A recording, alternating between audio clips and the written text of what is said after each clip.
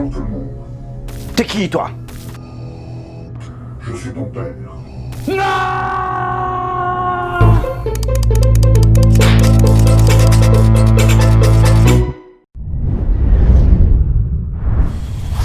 Nous avons vu dans les épisodes précédents que pour Dieu, nous ne pouvons pas être séparés de Christ. Nous sommes la grosse feuille de salade dans le sandwich. Oui, enfin, seulement quand tu reconnais ce que Christ a fait pour toi. Ah ouais, il a payé l'abonnement du GPS. Le GPS, c'est une image. Je pense que vous l'avez compris. Ça veut dire qu'il a payé la dette pour tes péchés. Bah ouais, on n'est pas des débiles non plus. J'en doute pas. C'est pourquoi, quand on veut s'approcher de Dieu, il est important d'ouvrir son cœur. Là encore, c'est une image, pas de bain de sang à la fin de la vidéo. Ouvrir ton cœur, ça veut dire ouvrir tes yeux spirituels et tes oreilles spirituelles. Il ne nous demande pas de respecter une longue liste de choses pour se faire pardonner nos péchés. Il a réglé l'histoire à la croix, tout réglé cash, par le sang. Mais de croire en lui, en ce qu'il a fait, et d'être comme lui. Et pour bien comprendre l'expression « être en Christ », il va nous falloir parler d'hérédité. On sait que les enfants ont tendance à reproduire ce que font leurs parents. Et ces parents ont reproduit ce que faisaient leurs propres parents. Donc nos grands-parents. Bon, je ne veux pas généraliser, mais globalement c'est ce qu'on observe. C'est ce qu'on appelle le schéma familial.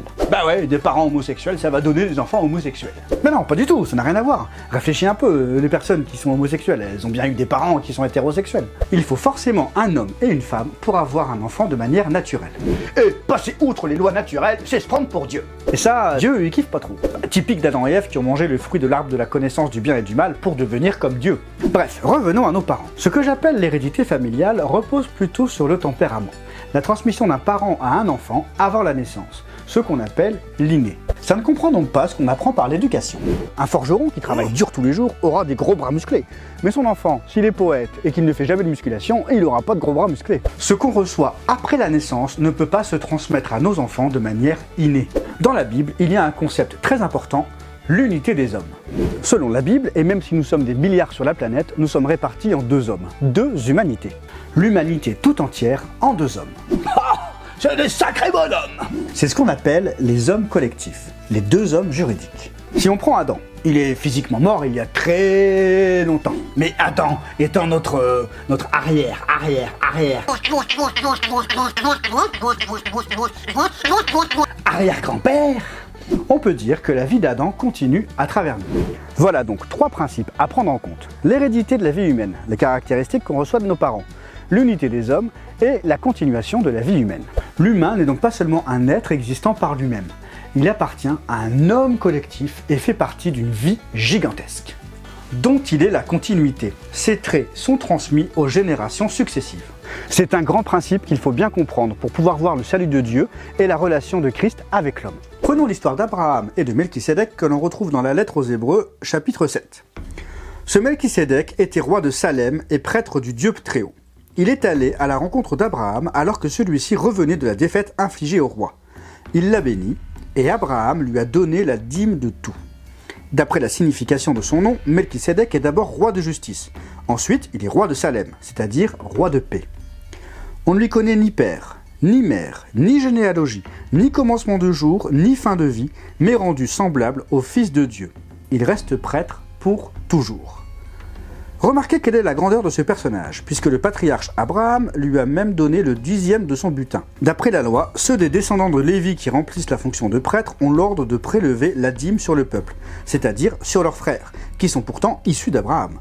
Mais Melchisédek, bien que ne figurant pas dans leur généalogie, a prélevé la dîme sur Abraham, et il a béni celui qui avait les promesses. Or, indiscutablement, c'est l'inférieur qui est béni par le supérieur. De plus, dans le cas des descendants de Lévi, ceux qui perçoivent la dîme sont des hommes mortels, tandis que dans le cas de Melchisédek, c'est quelqu'un dont on atteste qu'il est vivant. En outre, Lévi, qui perçoit la dîme, l'a pour ainsi dire aussi payé par l'intermédiaire d'Abraham. Il était en effet encore dans les reins de son ancêtre lorsque Melchisédek est allé à la rencontre d'Abraham. Lequel est le plus grand? Melchisédek qui a béni Abraham ou Lévi, petit-fils d'Abraham? Melchisédek, évidemment. Abraham, le patriarche, a offert un dixième de la meilleure part de son butin à Melchisédek. Et Melchisédek bénit Abraham. Si Abraham est béni par Melchisédek, c'est que Melchisédek est plus grand que Abraham. Je comprends rien, mais c'est quoi le rapport avec Lévi? Eh bien, Lévi, encore bien au chaud dans les reins de son grand-père, a lui aussi profité de la bénédiction de Melchisédek. Même si Lévi est né environ 100 ans après ce qu'Abraham a fait, Dieu considère que Lévi l'a fait aussi. Lévi est béni parce qu'Abraham a été béni. Et ça, c'est un concept central à bien saisir dans la foi chrétienne. Tout ce que fait quelqu'un a une répercussion sur ses descendants. Si ton ancêtre a fait des sacrifices terribles, alors c'est comme si toi, tu l'avais fait aussi.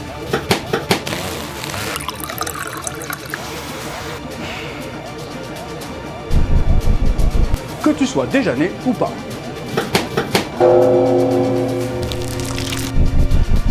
Tu l'as fait, parce que tu étais dans tes ancêtres quand ils l'ont fait. Nous pouvons donc dire qu'on hérite de la vie de nos parents et que nous la continuons. Notre vie peut donc être considérée comme plus vieille que celle de nos parents. Et c'est là que commence la chute de l'homme. Mais c'est là aussi que commence son salut. Quand Adam a péché, tous ses descendants ont péché.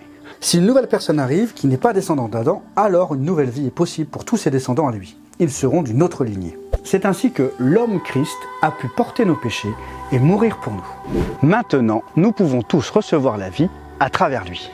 Avant d'aller plus loin, je vous propose de réfléchir à ce que vos parents et grands-parents ont bien pu faire.